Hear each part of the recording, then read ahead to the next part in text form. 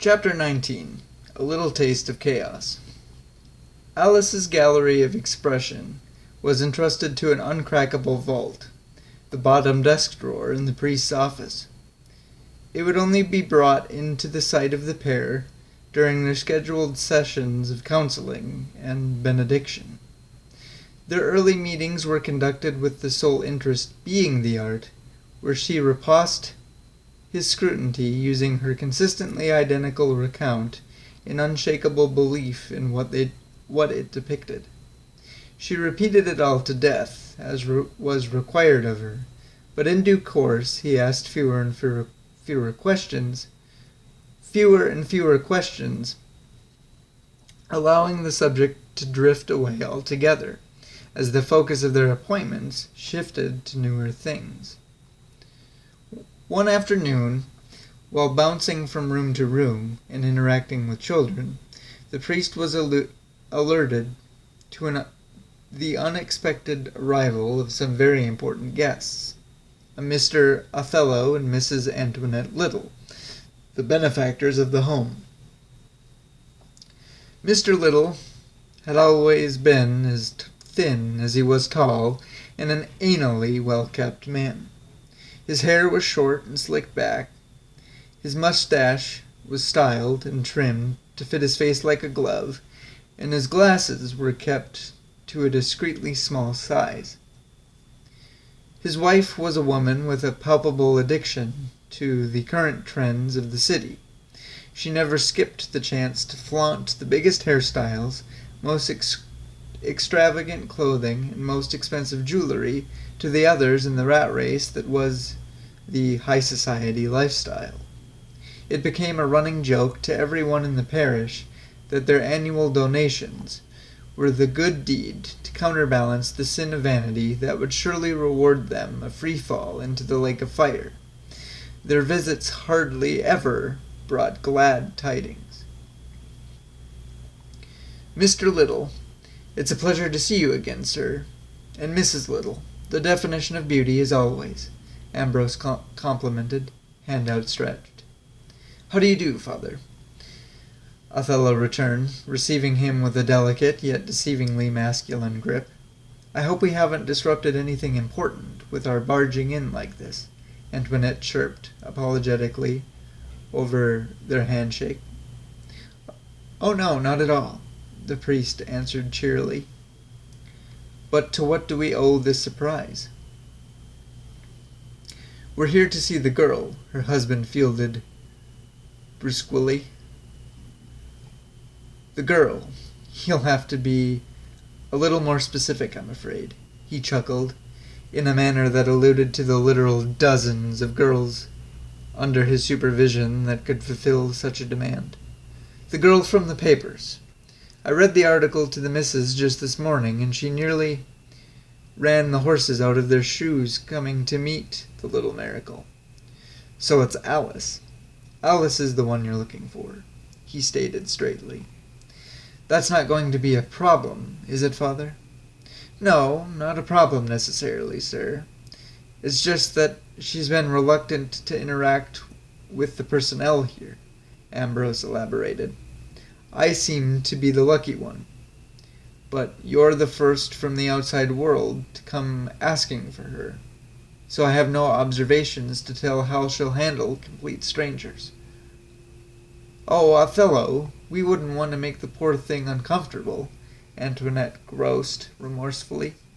No, we wouldn't, her husband concurred, scowling at the priest over her shoulder.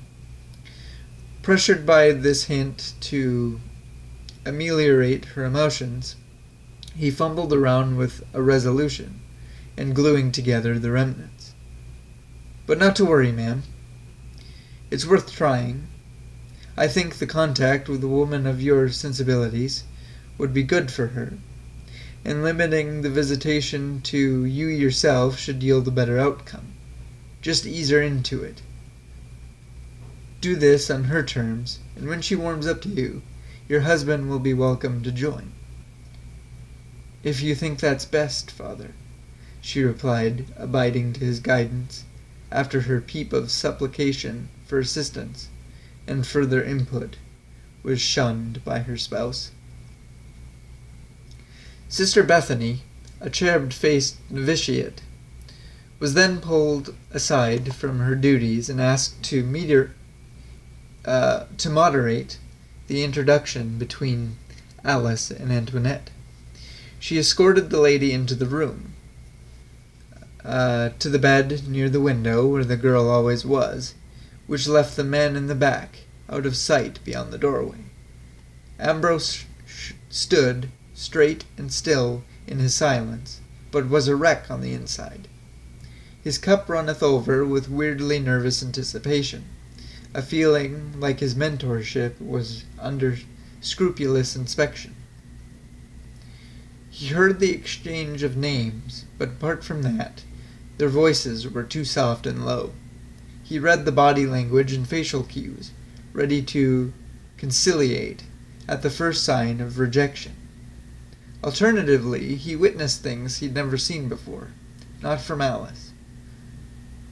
There were smiles, giggling, and physical touch ranging from brief to prolonged, examples of nurturing that she not only allowed, but openly invited. Jesus, Mary, and Joseph, would you look at that? There is a girl in there, the priest murmured into his hands. A happy note to begin our business consultation, Othello mentioned casually, stealing his attention away from the women. Business, sir? Yes, the real reason Antoinette and I stopped by, he replied while moving forward to shut the door the rest of the way, giving the separate parties their privacy. We intend to adopt Alice, and are fully prepared to leave with her lock, stock, and barrel today. Oh, I see. Well, I'm afraid that's not going to be permissible. I must decline in the best interest of the child. Interest of the child? Heavens, man, what better is there? He questioned, in challenge of his decision. Think of it this way. That girl is a product of tragedy now. People are learning who she is. Excuse me. And as things progress, they'll pity her. They'll wonder what will become of her, what she'll make of herself. And meanwhile, all she'll want is to leave it in the past. We will take her, this orphan of the middle class, and we will raise her in wealth that she otherwise couldn't aspire to. We'll show her the stimulation, the opportunities it grants, and we will raise her to thrive among London's elite. Our own Cinderella story. That does sound lovely, sir. And to normal folks like you and I, it would be. But we have to consider this from Alice's perspective. Amity with your wife is one thing, but you're suggesting another matter entirely. A new family, a whole new life. It could all be overwhelming for her at this point. It hasn't even been a full month that she's been with us since she lost hers, and though I'm proud of the improvements I see in her, that doesn't undermine the severity of whatever psychological and emotional damage she's suffered. The best thing for her right now is to heal, and for that she needs time. She needs to stay close to God. I figured you'd be stubborn about this, so let me revise my offer. Othello sighed, taking his checkbook from his vest pocket. Release Alice to me, and you can dictate how many zeros she's worth. I am not in the business of selling children, Mr. Liddel, and if that is how you allocate your money, we'll be better without it, Ambrose snarled, swatting away the bribe. Sure, plenty of it, plenty more money where mine came from, he huffed, restrained by his gentlemanly persona. But how many of your replacement benefactors, I wonder, would still tithe so obediently were they to disinter that the Good Shepherd had a taste unbecoming of a man of the cloth? Are you threatening me, sir? The priest shouted, reacting impulsively to the insult. Are your back-breaking commitments to the well-being of this singular child admirable, or are they abusive? That I, a man that is indefinitely capable of fulfilling her every need and then some, in a financially secure and loving household, am told by the only male in a position of power here, self-proclaimed to have an exclusive relationship with her, that she is unfit to leave your side. I will not be intimidated by you, he warned, against further use of such lewdness and depravity. No, you won't, because you're privileged, prestigious as I am. We rub shoulders with much of the same crowd, so it's your word against mine. How much would you stake on yours? Your reputation, that of your parish, the operation of this institution, the fate of those other motherless roaches? Is this a fight you're willing to have, Father? Chapter 20. Home to Elizabeth's Way. It was a Wednesday at 1:10 and 23 ticks into the minute p.m. No one was likely to notice it or see the significance, but Alice did. That was the moment Father Ambrose entered the room with a man in a suit, the man who accompanied the nice lady she'd been talking to. Together, the adults delivered the news, what was supposed to be the most special moment in an orphan's life, but she hadn't been one long enough to care or understand what made it so. She did, however, recognize that she didn't want Antoinette to leave, and felt bubbling excitement at the prospect of going with her. There were smiles and exaggerated happiness all around, except for on the face of her clerical friend. Try as the couple may to woo her and phase Sister Bethany and the priest out of the equation, they were legally not a part of anymore. She magnetized to him. He looked anemic with depression and defeat. That was the last way she saw Ambrose, the way she'd remember it. 45 minutes later, St. Poirot was in the rear view of the Liddell's carriage, vanishing in the dust of Alice's memory. It seemed too surreal, she thought, to be alone with and sitting across from these perfect strangers, that a handful of paperwork and signatures could change her name and make her their responsibility. The ride through the city was mundane. Everyone held a straight-laced posture. Their eyes shifted around the interior, but no one wished to be caught staring. The lady and her gentleman made maladroit efforts to entertain her with small talk and jokes to break the ice, to which there were short, often one-word rebuttals and unamused smirks. Alice was slowly regressing since their time in her quarters, becoming shy and cautious. The couple knew they mustn't continue pushing her, so they were frankly startled when she sprang to life on her own accord. For the first time she moved, prompted by the coachman's boisterous commands to slide across her seat and look out the window, just as they passed a sign marked Elizabeth's Way. The top half of herself would have been dangling outside the door with the way she leaned, trying to see ahead of the team of horses that preceded them. Her face lit up with authentic joy and surprise to see where the slender road was leading. A large open estate with the greenest grass she'd ever seen on either side of the path, which wound around sophisticated landscaping and ended at an indescribably beautiful piece of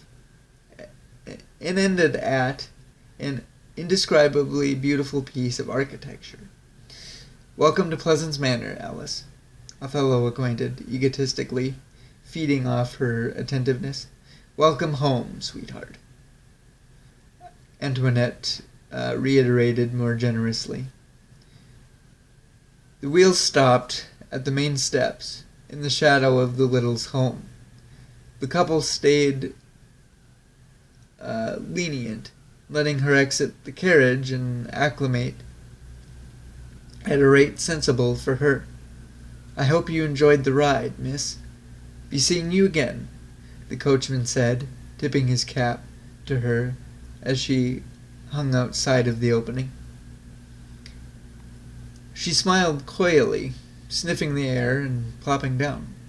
The missus was the next to emerge, walking the child up the stairs to the manor doors. Even those confounded Alice, particularly the brass elephant head knockers. She'd have to stand on her tippy toes to reach. "Are you ready, love?"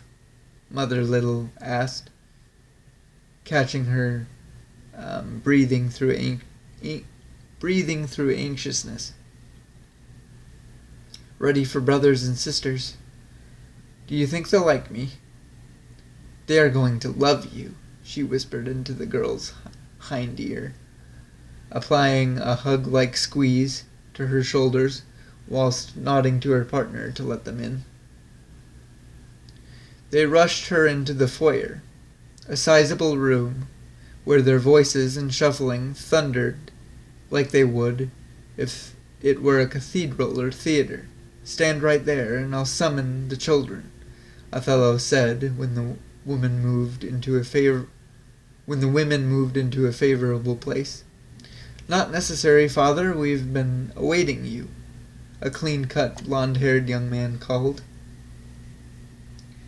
striding in from the right with two girls in tow. One looked to be near the same age, and the other a tad younger. Is this the new addition to the family?" "This is. Alice, may I present my eldest son, Lutwidge, and my daughters, Nicolette and Delphine." "How do you do?" he punctuated with a stiff bow. "Hello," each girl said, curtsying in unison. Refusing to share in the prideful grin worn by her husband, Antoinette managed the inclusion of the forgotten and often misplaced fourth child as he scuffled with his taller siblings for visibility. His mother did so with the courtesy of pretending she hadn't seen him spying from between the spindles of their master staircase, nor him sneaking down the whole time. "And this inquisitive rapscallion is the youngest of our brood, Yorkin."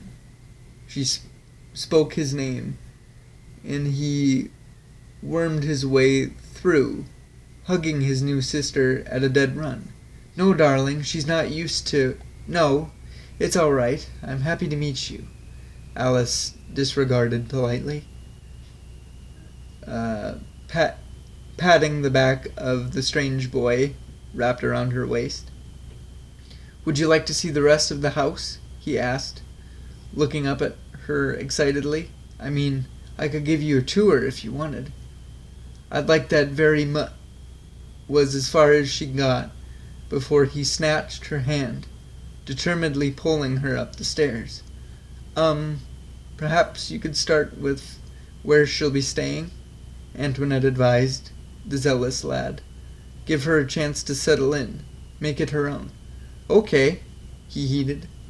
"And after that we can go to my room. Oh, and then I'll show you the best places to hide from seekers in the yard. But they're a secret, so you can't tell anyone." That's going to wrap up this episode for us, guys. I hope you enjoyed it, and come back for the next one.